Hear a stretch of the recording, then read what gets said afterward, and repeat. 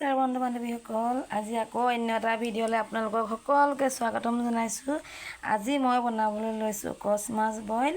আৰু ইয়াত কি দিছোঁ চাওকচোন। বইল কৰিবলৈ লওঁতে ইয়াত এটা ডাঙৰ পিঁয়াজ কাটি দিছোঁ, জলকীয়া আৰু আদা নহৰু পিচি দিছোঁ, আৰু ইয়াতে দিছোঁ নৰসিংহৰ পাত, আৰু বনাই থাকোঁতে দিম মই অকণমান খৰিচা। আজি হৈছে আমাৰ ঘৰত কচ মাছৰ বইল, আৰু দেখুৱাম আপোনালোকক কি বনাই আছোঁ মই। এয়া হৈছে কুন্দুলি আলু ভাজি,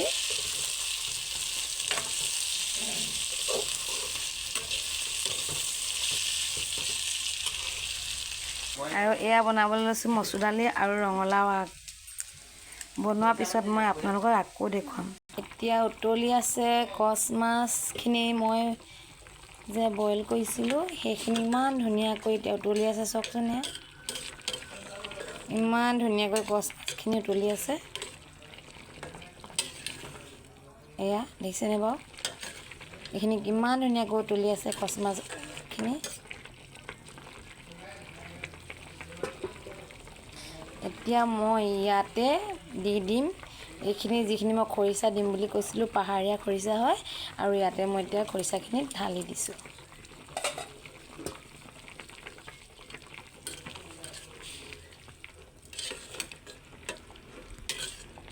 গৰম দিনত এতিয়া মানুহে প্ৰায়ভাগ বইল খালে মানে বহুত ভাল স্বাস্থ্যৰ কাৰণে। তেল মছলা খালে গৰমত অকণমান দিগদাৰ হয়, গা মূৰবোৰ বেয়া হয়। মানুহে পৰাপক্ষত গৰম দিনত বইল খাব লাগে। বইল খালে স্বাস্থ্যটো ভাল হয়। আৰু আপোনালোকে পৰাপক্ষত এতিয়া গৰমত যিমানেই আপোনালোকে পানী খাব, দিনটোত 9 লিটাৰমান পানী খাব লাগে, তেতিয়া স্বাস্থ্যটো বহুত ভাল হৈ থাকে। নহ'লে নানা ৰকমৰ বেমাৰ ব্যাধিবিলাক গাত আহি যায়। সেইকাৰণে মানুহে বহুত বাছি খাব লাগে গৰম দিনত। আৰু হোৱালৈকে নমোৱালৈকে মই আপোনালোকক এইটো কচ মাছ কেনেকৈ বইল কৰে মই দেখুৱাই থাকিম। আৰু এয়া আমাৰ বাৰীতে আছে চাওকচোন, ইমান ধুনীয়াকৈ বাৰীত আমাৰ নৰসিংহ আছে। এয়া দেখিছেনে আমাৰ নৰসিংহ গছ কিমান আছে আমাৰ বাৰীত। এইবোৰ বহুত আছে নৰসিংহ।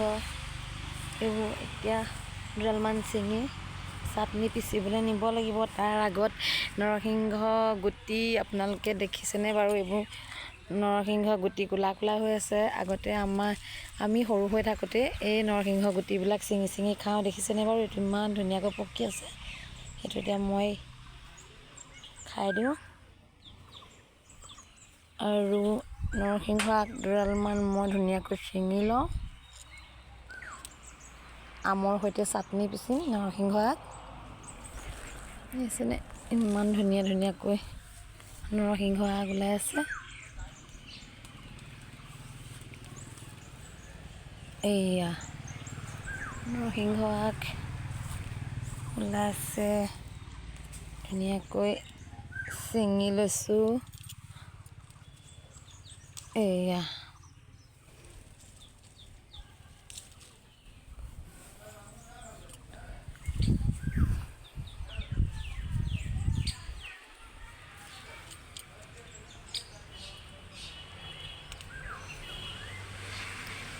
এইখিনি চাওক, ইমান ধুনীয়াকৈ গুটিখিনি পকি আছে। আৰু আমাৰ ঘৰৰ কমলাজোপা চাওকচোন, এইজোপা ইমান ধুনীয়াকৈ ৰোৱা বেছি দিন হোৱা নাছিলে, এতিয়া ডাঙৰ হৈ আহিছে। অহা বছৰমানকৈ লাগিব। এইজোপা হাইব্ৰিডৰ কমলা হয়, সৰুতে লাগে।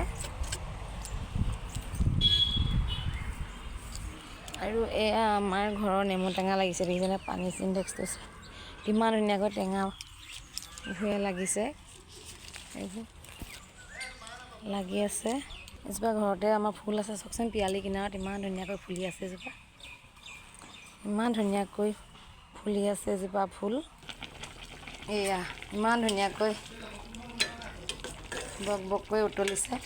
আৰু অকণমান শুকাবলৈ দি মই এইখিনি নমাই দিম। এতিয়া মই যিডাল নৰসিংহ বাহিৰৰ পৰা ছিঙি আনিছিলোঁ এয়া হয়, আৰু এইটো গছৰ পৰা ছিঙি অনা কেঁচা আম। আমাৰ বৰ্তাহঁতৰ ঘৰতে আছে আমজোপা, এয়া ছিঙি আনিছোঁ এতিয়া পাৰি। আৰু এয়া হৈছে কেইটামান নহৰু, এইডোখৰ হৈছে ভোট জলকীয়া। এয়াইদি মই চাটনিখিনি বনাই ল'ম। এতিয়া মোৰ মাছ বইল হৈ গ'ল। এতিয়া মই মাছখিনি ধুনীয়াকৈ নমাই দিম। ধুনীয়াকৈ নমাই দিলোঁ।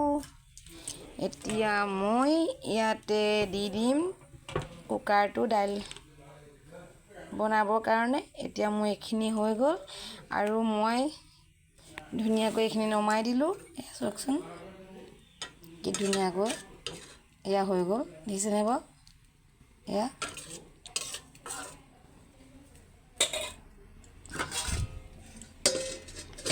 ঢাকি দিছোঁ ধুনীয়াকৈ।